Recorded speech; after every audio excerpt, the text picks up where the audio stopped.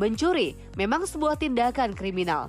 Namun bagaimana ya jika kebiasaan buruk ini menjadi salah satu indikasi gangguan kesehatan mental? Dokter spesialis kejiwaan Enda Ronaulan akan memaparkannya untuk Anda di segmen kali ini. Kleptomania adalah kondisi di mana seseorang mengalami dorongan yang konsisten untuk mencuri barang-barang yang tidak diperlukan untuk penggunaan pribadi dan tidak membawa keuntungan finansial. Barang-barang yang dicuri biasanya tidak disimpan, tidak pernah digunakan, barang-barang disumbangkan, diberikan terhadap keluarga, teman, bahkan secara diam-diam dikembalikan di tempat yang dimana dia curi. Seberapa umum sih kleptomani itu terjadi? Kleptomani jarang terjadi.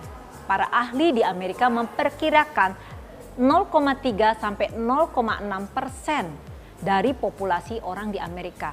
Orang dengan kleptomania sekitar 4-5% dari orang yang ditangkap karena mengutil.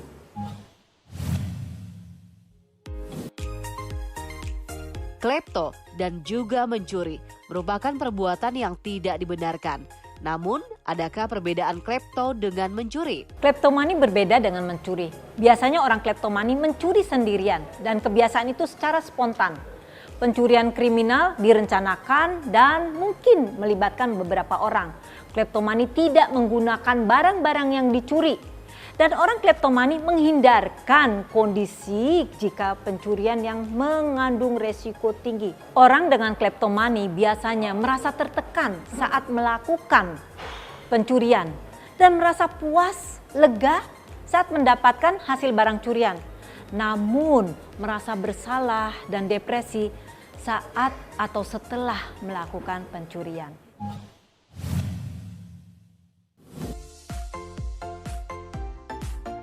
Mengambil barang milik orang lain tanpa izin menjadi istilah yang melekat pada pengidap kleptomania.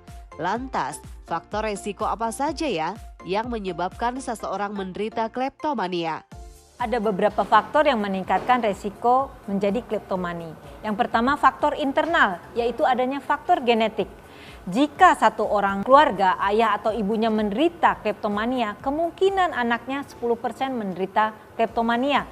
Jika dua-duanya ibu dan bapak mengalami kleptomania, kemungkinan anaknya 40% menderita kleptomania. Selain itu, faktor eksternal adalah adanya penyalahgunaan zat adiktif atau penggunaan narkoba, penggunaan alkohol, adanya gangguan lainnya seperti gangguan kepribadian, gangguan bipolar, dan gangguan OCD.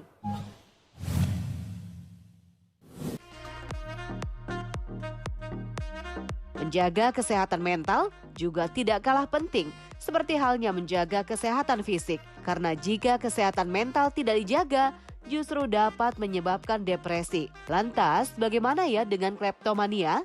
Apakah kleptomania ini dapat menyebabkan gangguan kesehatan lain jika tidak segera ditangani?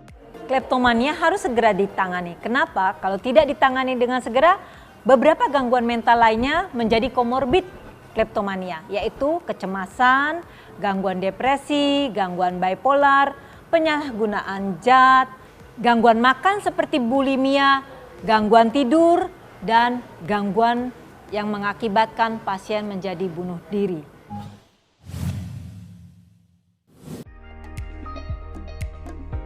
Bagaimana? Sudah paham ya perbedaan antara kleptomania dan juga mencuri? Serta apa yang menyebabkan seseorang mengalami kleptomania? Lantas, apakah kleptomania dapat disembuhkan? Seorang yang mengalami kleptomania harus ditangani dengan baik dan mencari pertolongan ke ahlinya. Karena jika tidak ditangani dengan baik, kleptomania ini akan makin parah dan makin memperberat kondisi pasien, disertai dengan penyakit-penyakit komorbid lainnya. Jadi jika ingin meringankan gangguan kleptomania, sebaiknya memang mencari pertolongan ke psikiater atau psikolog. Kleptomania bisa diatasi dengan pengobatan farmakologi, jadi kita berikan obat-obat sesuai dengan gejala. Misalkan pasien mengalami depresi, kita berikan golongan antidepresan. Pasien mengalami kecemasan, kita berikan golongan anti cemas. Dan jika sudah ada keinginan bunuh diri, biasanya kita berikan golongan antipsikotik divariasikan dengan golongan antidepresan. Selain itu, pasien dengan kleptomania juga diberikan psikoterapi terutama kita berikan terapi CBT yang merubah perilakunya. Dan pasien-pasien dengan kleptomania kita anjurkan dalam CBT itu membayangkan saat dia melakukan kleptomani, betapa dia mengalami kecemasan yang luar biasa, sehingga dia lebih baik mengontrol kecemasannya daripada dia membayangkan dia harus mencuri barang-barang tersebut. Saya Dr. Endah Ronaulan, spesialis kedokteran jiwa untuk Hidup Sehat Plus.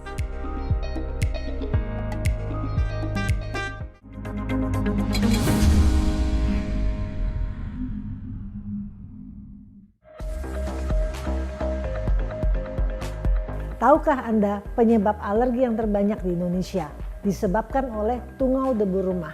Apa gejalanya? Yang sering terjadi gejala pernapasan, yaitu rinitis alergi, bersin, meler, tersumbat, mata gatal merah berair, dan asma. Kulit juga bisa terkena gatal-gatal. Oleh karena itu, kita harus tahu bagaimana cara pencegahannya. Salah satunya adalah angkat karpet dari kamar tidur atau ruang yang sering diduduki. Kemudian sofa, jangan pakai bahan-bahan berbulu seperti budru misalnya.